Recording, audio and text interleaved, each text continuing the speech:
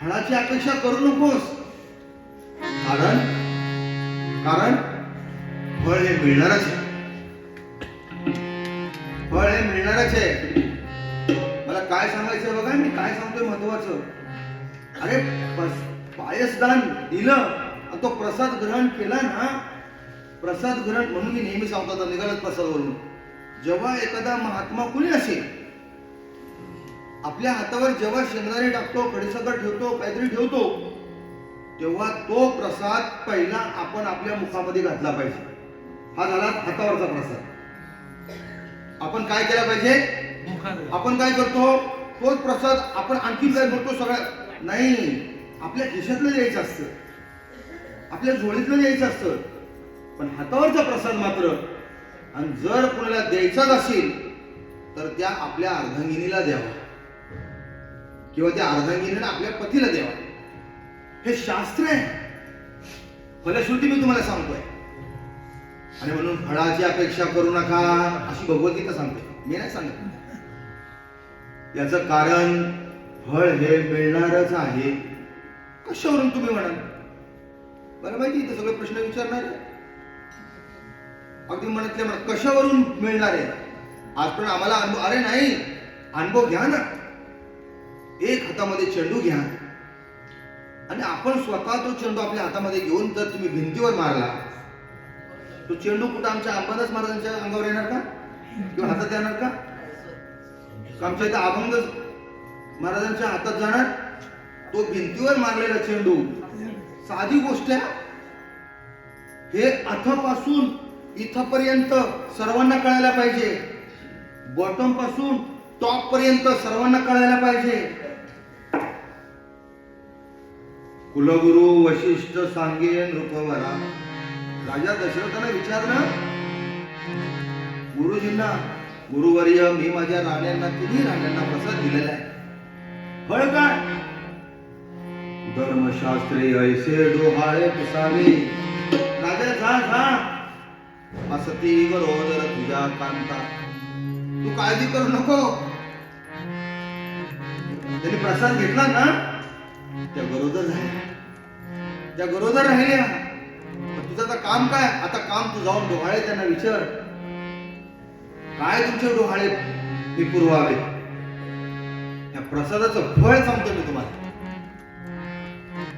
Ma'am अनुस्मर युद्धश्च, असं म्हणते ना, माम अनुस्मर युद्धश्च. कर्म करत राहा. कर्म करत असताना कसं कर? गडबड करू नको. काही लोक प्रसाद घ्यायला सुद्धा एवढी गडबड करतात ना. मी इथं जेव्हा आता ते कालपासून बंद केलं, मी माझ्या हाताला प्रसाद द्यायचा. प्रसाद घ्यायचा आनंदाने घेऊ. मी सगळीकडे प्रसाद देत होतो ना पूर्वी व्यासपीठावर, बंद करून टाकलं. मला आवडतं घ्यायला व्यासपीठावरचा प्रसाद, हा तुमच्या हातात मिळावा. परंतु माझा असा अनुभव, सगळेच महाराष्ट्रात हिंदुस्थानात मी जातो तिकडे अशी लोक झुंबड करतात. मग ती झुंबड बघताना मला वाईट, मला काही त्रास होत नाही, मला काही त्रास होतो, मी बसलेलो असतो.